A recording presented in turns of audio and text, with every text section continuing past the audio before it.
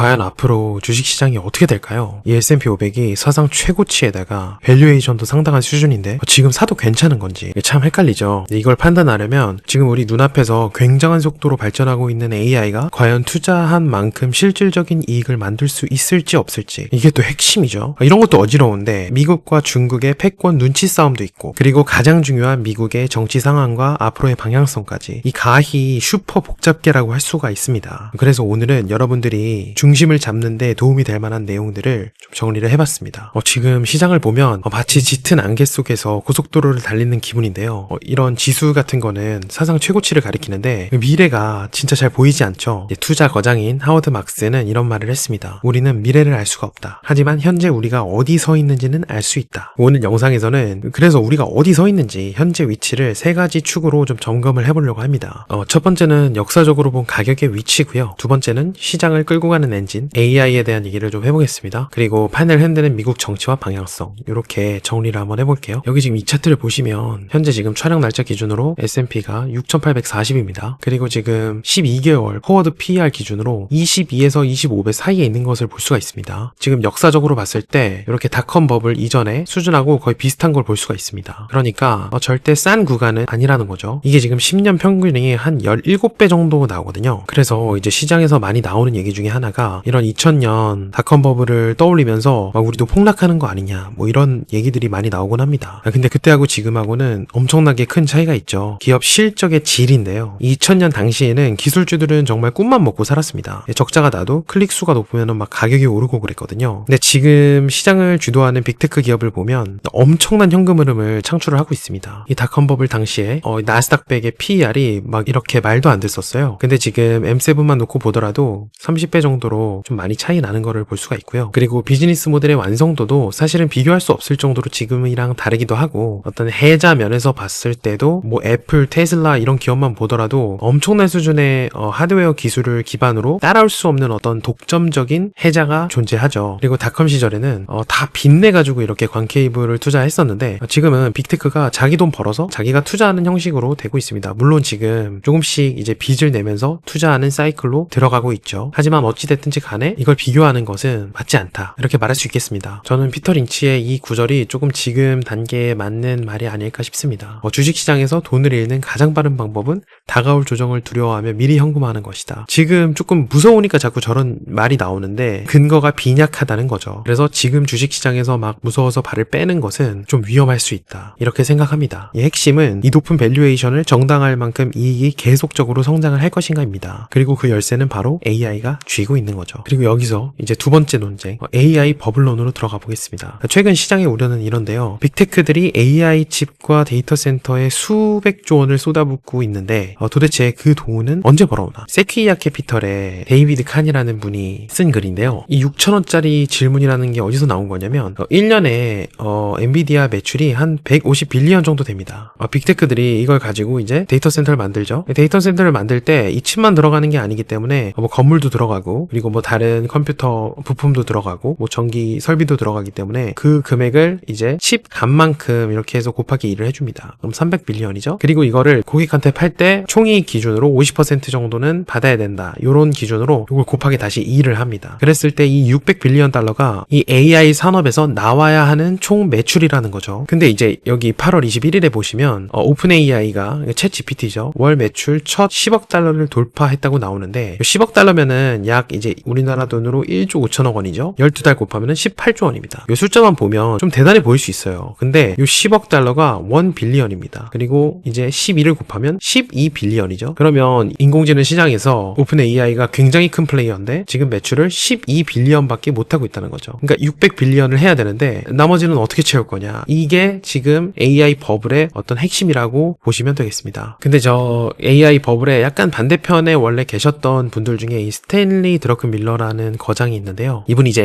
엔비디아 투자할 때 1990년대 인터넷 인프라 구축 시기하고 비교를 많이 했습니다. 인터넷 깔릴 때 과잉 투자가 있었지만 그 인프라 위에서 아마존, 구글, 페이스북이 탄생했기 때문에 그런 거를 잘 골라서 투자를 하면 된다 하면서 이제 엔비디아를 투자하셨었어요. 근데 이분도 13F 공시된 포트폴리오인데 엔비디아가 없죠. 다 팔고 도망갔습니다 지금. 그런데 여기서 갑자기 워렌 버핏의 버크셔 해서웨이가 구글 주식을 엄청난 규모로 매입을 합니다. 요거는 버크셔 해서웨이 13F 공시인데요. 여기 지금 보면 구글이 들어와 있죠. 이렇게 한 번에 많이 산 주식이 정말 손에 꼽습니다. 그래서 누구는 팔고 누구는 사고, 근데 거장들끼리도 굉장히 이런 어떤 해석이 갈리는 아주 첨예한 상황이 벌어지고 있다는 뜻이죠. 그래서 우리가 주목해야 할 데이터는 사실 저런 게 아니고 생산성 지표라고 생각을 해요. 개발자들 이제 뭐 다 뭐 잘린다 이런 얘기가 많았었잖아요. 실제로 이게 지금 7월 14일 기사인데 개발자들 AI 쓰면은 진짜 빨라진다고 했는데 생산성이 20% 늘어나다 뭐 이런 얘기를 했는데 뭐 19%가 느려졌다. 그러니까 어떻게 보면 지금 좀 똔똔인 거죠. 늘어난 생산성만큼 시간이 이제 더 오래 걸렸기 때문에 이런 얘기 굉장히 많았고요. 그리고 AI에 수백억 달러 쏟았는데 국가 생산성을 이제 계산을 해봤더니 뭐 오히려 떨어졌다. 뭐 이런 얘기들이 굉장히 많았었습니다. 이런 것들이 모여서 이제 AI 거품론이 조금 올라온 거죠. 상당히 이해가 되는 부분입니다. 근데 이게 AI가 굉장히 빨리 발전을 하면서 좀 이상하리 많지 기업들이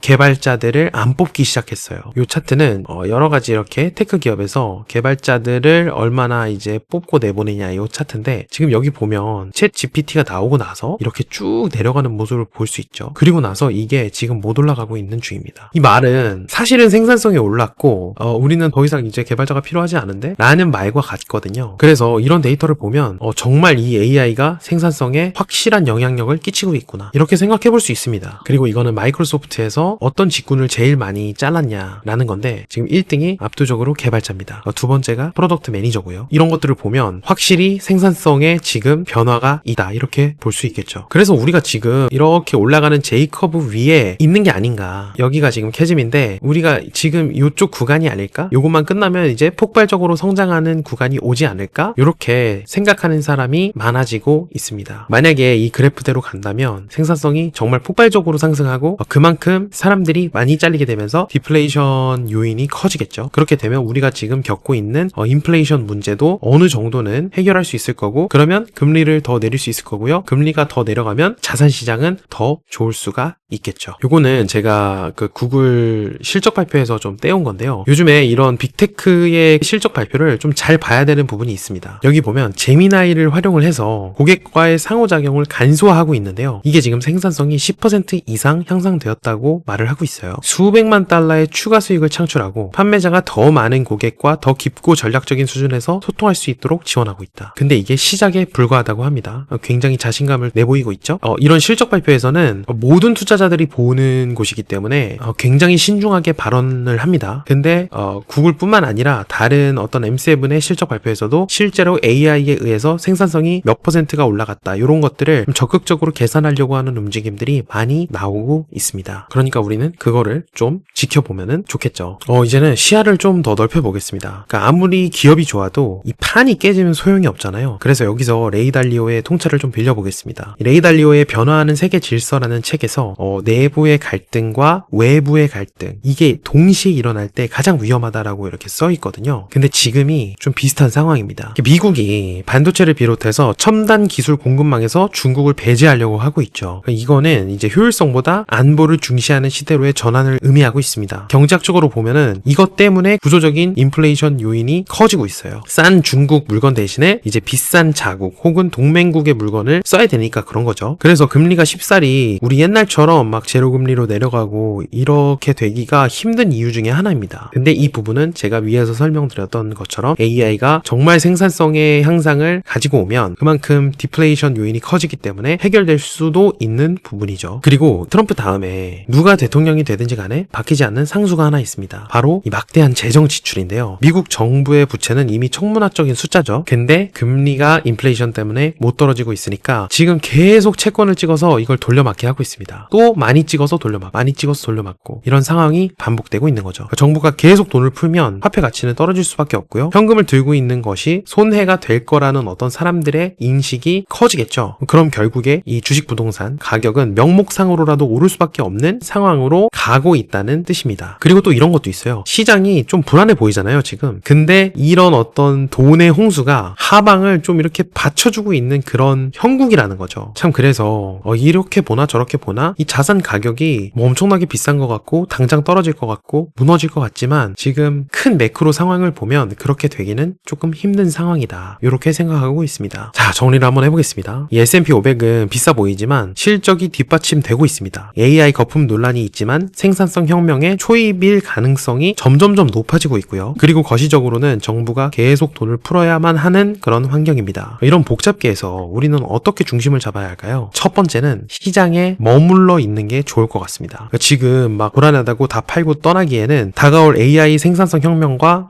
화폐 가치 하락의 리스크가 훨씬 더 크다고 저는 생각을 하고 있습니다. 이 시장에 머무르는 것이 타이밍을 맞추는 것보다 훨씬 낫다. 이 격언을 꼭 기억하시길 바랍니다. 이 두 번째는 바벨 전략을 그래서 구사를 해야 되는데요. 한쪽에는 확실한 성장을 주도하는 미국 빅테크를 꼭 담아야 되고요. 다른 한쪽에는 지정학적 위기와 인플레이션을 방어할 수 있는 자산, 예를 들어서 뭐 방산주라든지 에너지주 혹은 이제 금이나 구리, 은 같은 실물 자산을 일부 편입해서 포트폴리오의 균형을 맞추는 거죠. 이 세 번째는 노이즈와 신호의 구별입니다. 매일같이 불안한 뉴스들이 막 쏟아지잖아요. 그런 거를 노이즈를 잘 구별해서 이제 무시하고 그 대신에 매 분기 발표되는 기업들의 어떤 실적 발표라든지 거기에서 나오는 가이던스에 굉장히 집중해서 볼 필요가 있습니다. 아까 봤던 구글의 어떤 실적 발표에서 나오는 AI가 생산성에 얼마나 기여를 하는지에 대해서 지금 많이 분석을 하기 시작했거든요. 그런 것들에 이제 집중을 하자는 거죠. 자, 그래서 총평을 하면 시장은 언제나 걱정의 벽을 타고 오르죠. 두려움은 지식의 부족에서 나옵니다. 오늘 살펴본 데이터와 거장들의 통찰이 여러분의 이 복잡한 파도 속에서 흔들리지 않는 닻이 되기를 기원합니다. 오늘 내용이 도움이 되셨다면 구독, 좋아요 부탁드리고요. 다음 시간에도 양질의 데이터와 세상을 읽는 인사이트로 찾아오겠습니다. 감사합니다.